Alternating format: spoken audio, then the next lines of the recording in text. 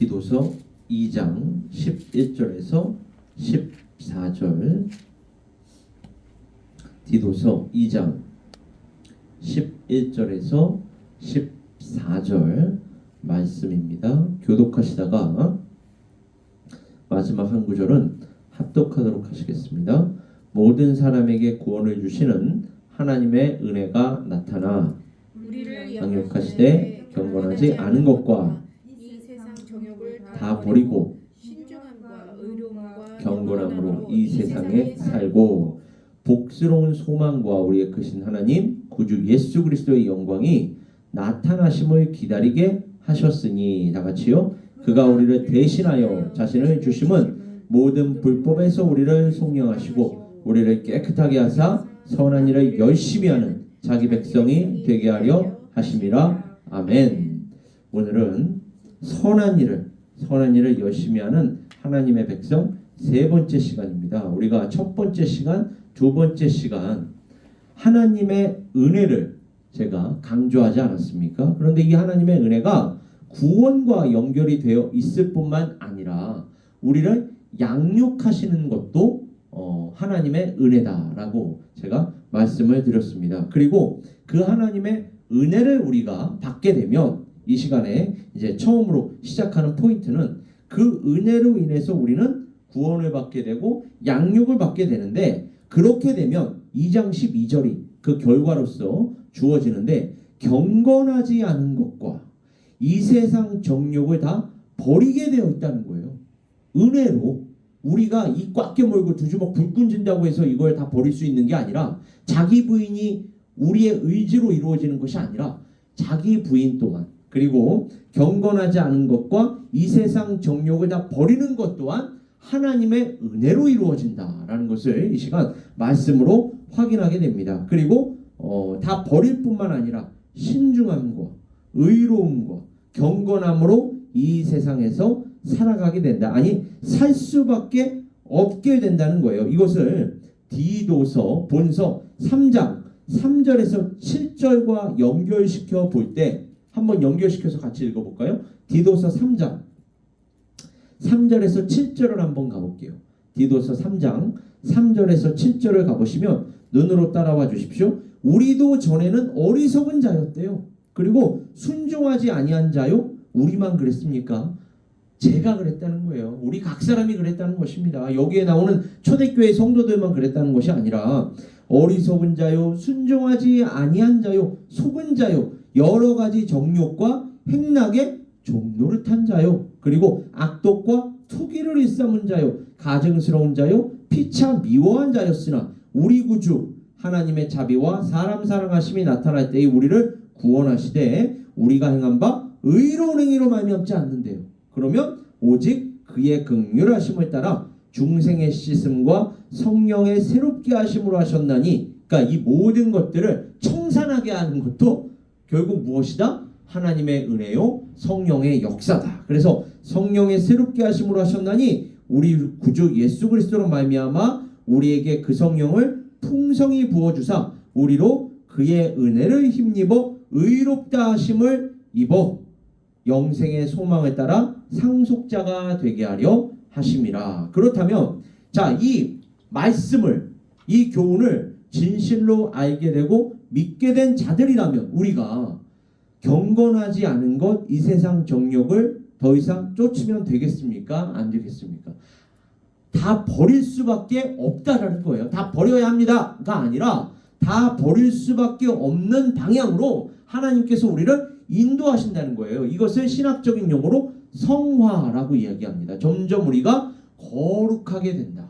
점점 하나님을, 또 예수 그리스도를 닮아가게 된다는 것입니다. 하나님의 은혜로, 성령의 능력으로. 그래서 우리는 이러한 모든 것들을 다 버리고 이제는 주님만을 쫓겠습니다. 이것이 오늘 본문 말씀의 어떠한 그 핵심어들과 연결이 되는 것입니까? 신중함, 의로움, 경건함으로 연결이 되는 거예요. 달리 말해서 우리는 이 세상 속에서 살아갑니다.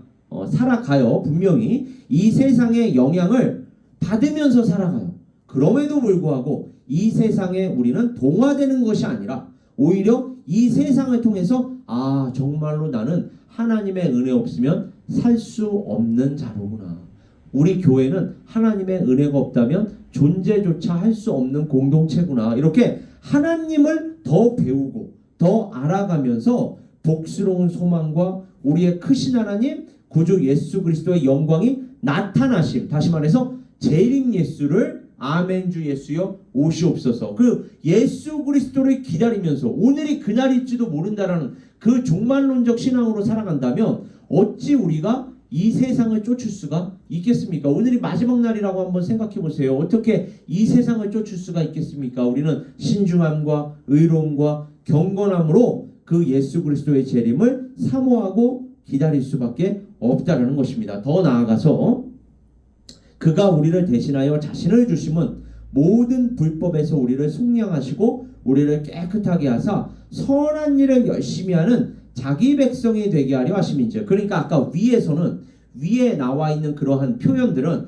개인적인 차원에 조금 더 강조점을 두고 있다면 지금부터는 교회적 차원에서 우리에게 이야기하고 있습니다. 왜요? 자기 백성이라는 말은 복수 형태 아닙니까? 이거는 단수 형태가 아닙니다. 백성이라는 것은 복수 형태로 존재하는 거예요. 다시 말해서 교회에게 지금 이야기하는 것입니다. 그러한 교회가 되게 하셨대요. 여기서 선한 일을 열심히 하는 자기 백성이 되게 하려 하심인즉. 제가 성경에서 선한 일이란 어떤 일이라고 수요 예배 때마다 계속 이야기하고 있습니다. 목회 서신서들이 계속 이 핵심어를 사용하고 있거든요. 이 목회 서신서가 다 사도 바울이 디모데와 디도에게 목회 사역을 어떻게 감당하라고 지금 가르치는 서신서 아니겠습니까? 따라서 그 핵심 용어들이 일치할 수밖에 없고 일관성을 볼 수밖에 없는데 여기서 공통적으로 사용되는 이 수식어가 바로 선한이라는 말이에요. 선한 일. 그 선한 일이란 복음을 전하는 일이라고 제가 말씀을 드렸습니다. 왜요?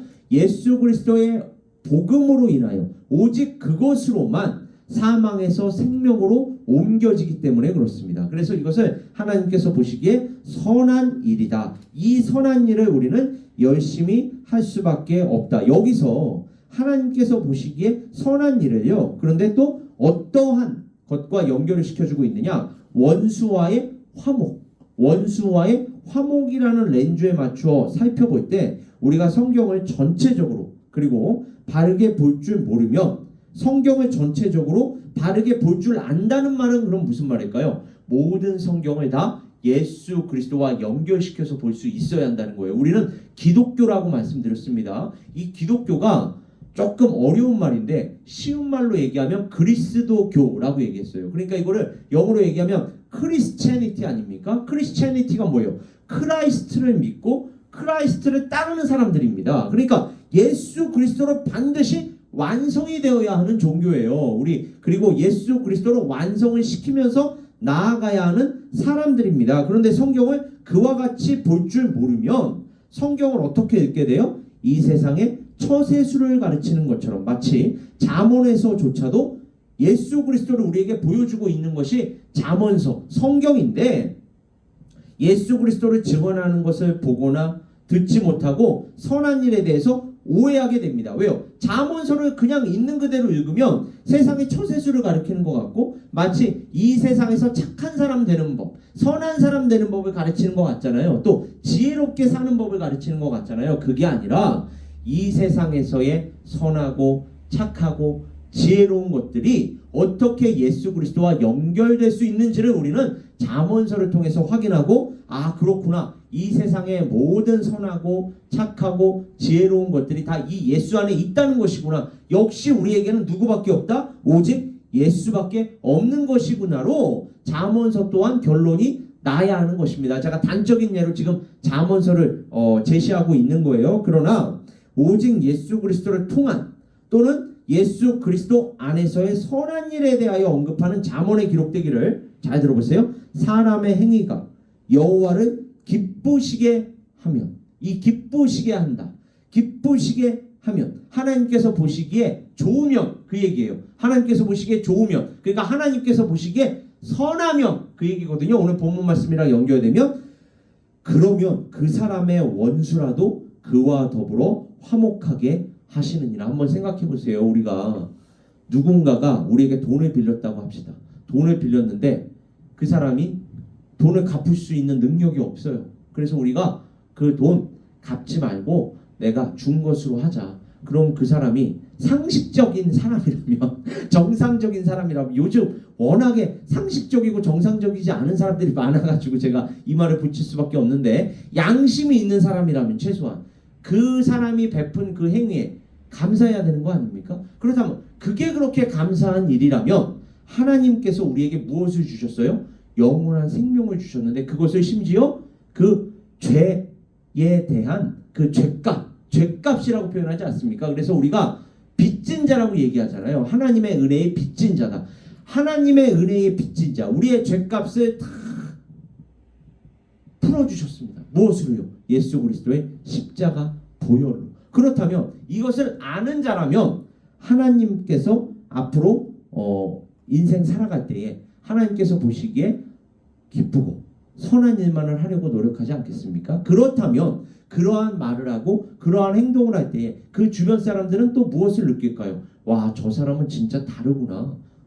마치 그 구약 성경에 나와 있는 아브라함, 이삭, 야곱을 보면서 주변 사람들이 뭐라고 얘기해요? 야, 우리가 너를 보니까 너의 하나님은 진짜 살아있는 하나님이다. 너는 진짜 하나님의 사람이다. 라는 고백을 하지 않습니까? 여러분, 그 사람의 원수라도 그 사람과 싸워야 되는 사람이라도 그로 하여금 감동을 받게 하고 그와 더불어 화목하게 한다는 게 바로 이 잠언서 16장 7절이에요. 근데 지금 이것을 제가 무엇으로 풀었죠? 예수 그리스도의 십자가로 풀었잖아요. 바로 이와 같이 성경을 예수 그리스도 중심적으로 봐야 한다는 것입니다. 다시 말해서 예수 그리스도를 통하여 예수 그리스도 안에서 하나님을 기쁘시게 하는 자는 말, 행동, 인격으로 자신들이 하나님인 줄 알고 하나님을 알지도 못하고 믿지도 못하며 인정하지도 않을 뿐만 아니라 끊임없이 거부하는 하나님의 원수들에게도 하나님과의 관계를 가로막는 그들의 죄를 없이 하시는, 다 용서하시는 누구요? 예수 그리스도를 보여주게 됨으로써 하나님께서 그들로도 그와 더불어 화목하게 하신다라는 말씀으로 우리는 해석해야 한다는 것입니다. 하나님께서는 사도 바울의 다른 서신서들에서도 이것을 명령하십니다. 고린도후서 5장 20절에서 21절을 가보면 그러므로 우리가 그리스도를 대신하여 사신이 되어 하나님이 우리를 통하여 너희를 권면하시는 것 같이 그리스도를 대신하여 간청하노니 너희는 하나님과 화목하라. 하나님이 죄를 알지도 못하신 이를 우리를 대신하여 죄로 삼으신 것은 우리로 하여금 그 안에서 하나님의 의가 되게 하려 하심이라. 이는 우리가 주 앞에서뿐만 아니라 사람 앞에서도 이게 중요해요. 여러분, 그러니까 하나님 앞에서 사는 사람들은 사람 앞에서도 살 수밖에 없다니까요. 하나님만 신경 쓰면서 살지 않아요. 저는 하나님을 믿습니다. 하나님 앞에서 삽니다. 그러면서 다른 사람들이 보기에 덕이 되지 않는 말을 한다. 덕이 되지 않는 행동을 한다. 그거 하나님 잘못 알고 있는 겁니다. 왜요? 성경은 무엇을 얘기하느냐? 우리가 주 앞에서뿐만 아니라 사람 앞에서도 선한 일에 조심하려 함이라. 이게 사도 바울의 교훈이에요. 우리는 그가 만드신 바라 그리스도 예수 안에서 선한 일을 위하여 지으심을 받은 자니 이 일은 하나님이 전에 예비하사 우리로 그 가운데서 행하게 하려 하심이니라. 이것을 우리가 행할 수 있게끔 능력 또한 은혜로서 주시는 줄 믿습니다. 이게 바로 오늘 본문 말씀의 핵심이라는 거예요. 사실 예수 그리스도께서는 산상수훈을 베푸실 때도 이와 같은 맥락에서 착한 행실로, 그러니까 우리의 의지로 착한 행실을 하라는 게 아니에요. 그거는 세상 사람들도 그 정도의 착한 행실은 다 보여준다니까요. 안 믿는 사람들인데 굉장히 착한 사람들을 우리가 많이 보게 되잖아요. 그럼 그 착한 행실과 성경에 나와 있는 착한 행실이 같다는 것입니까? 분명히 예수 그리스도 안에 있는 자와 예수 그리스도 밖에 있는 자는 본질적으로 다르다라고 성경은 얘기하잖아요. 그 착함이 성경에 나와 있는 착함과 다르다는 거예요. 그러니까 예수 그리스도 안에 있는 착한 행실, 결국 그것이 무엇이라는 것입니까? 말로, 행동으로, 인격으로, 삶으로 예수 그리스도를 전하는 거, 보여주는 거. 이게 진짜 착한 행실이라는 것입니다. 그래서 이 착한 행실로 빛을 비추래요. 왜요? 예수 그리스도께서는 어두운 세상 가운데 빛으로 오신 분이니까 당연히 빛을 비출 수밖에 없겠죠. 그러니까 착한 행실로 빛을 비추어 사람들로 하나님께 영광을 돌리게 하라. 이게 바로 예수 그리스도의 산상수훈이 우리에게 궁극적으로 가르치는 바인 줄 믿습니다. 그것은 분명 우리의 기준으로 우리가 생각하는, 다시 말해서 세상이 왜곡시켜서 우리에게, 특별히 요즘과 같은 시대의 미디어로 우리에게 잘못 말하는 선하고 착한 일, 예를 들자면 우리가 행한 바 우리가 보기에 우리의 기준으로, 그래서 어때요? 의롭고 이타적이며 희생적이어서 우리의 가슴을 뭉클하게 하는 것, 우리로 스스로 감동하게 하는 그런 인간적인 일이 아닌 것입니다. 그러면 자선사업가가 하나님께서 보시기에 가장 착한 사람이겠네요? 그게 아니라는 것입니다, 여러분. 물론 그게 필요하지 않다는 말이 아니에요. 필요해요. 근데 그 목적이 어디를 향해 있어야 한다는 것입니까? 예수 그리스도 안에 있는 구원과 영원한 생명을 향해 있어야 한다는 것입니다. 그래야만 하나님께서 인정하시는 정말로 착하고 선한 일이라고 성경은 우리에게 이야기하는 거예요. 만약에 그렇다면 우리가 이와 같이 세상이 이야기하는 착한 일, 세상이 얘기하는 선한 일 쪽으로 방향을 돌린다면 무엇으로 끝납니까? 자기만족으로 끝나요.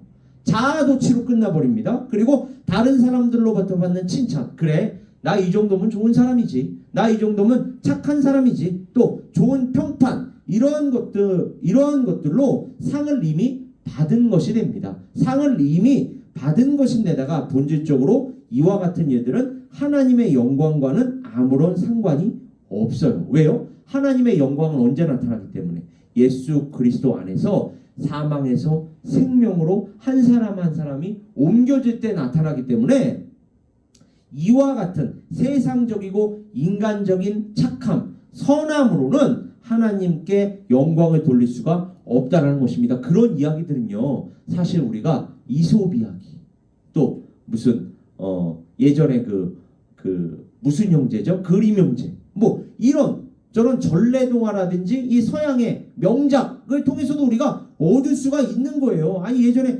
타이타닉 그 마지막 장면을 보면서도 눈물을 흘리는 거 아닙니까? 우리가 감동을 받고 로미오와 줄리엣을 보면서도 우리가 눈물을 흘릴 수 있어요. 우리나라 예전에 그 시청률 높은 이런 드라마들을 보면서도 얼마든지 눈물을 흘릴 수 있다니까요. 그런 감동적인 이야기, 그러한 것들을 지금 이야기하는 것이 아니라, 또는 세상에 속한 감미로운 음악, 감미로운 영화, 이러한 것들을 듣고 보아도 느낄 수가 있고 배울 수가 있으며 알 수 있는 일입니다. 따라서 우리는 이와 같은 의미에서의 선하고 착한 일, 초등학교 도덕 윤리교과서 수준의 교훈이 하나님께서 우리에게 가르치시며 명령하는 것이 아니라, 이러한 것이 아닙니다. 오히려 그와 같은 것들을 통해서도 하나님께서 우리에게 궁극적으로 주기를 원하시는 것, 그게 무엇입니까? 진리, 예수 그리스도라는 진리를 가르치시며 우리로 그 진리를 선포하라고 명령하시는 것이다 라는 것을 우리는 이 시간에 다시 한번 확증할 필요가 있다는 것입니다. 이때 하나님께서는 우리의 이 삶, 우리의 이 사역을 통하여 영광 받으시는 줄 믿습니다. 바로 이와 같이 하나님께 영광 올려드리는 우리 각 사람 에베레스트 선교교회 공동체 될 수 있기를 주님의 이름으로 축원합니다. 우리 시간 함께 기도하겠습니다. 아버지 하나님,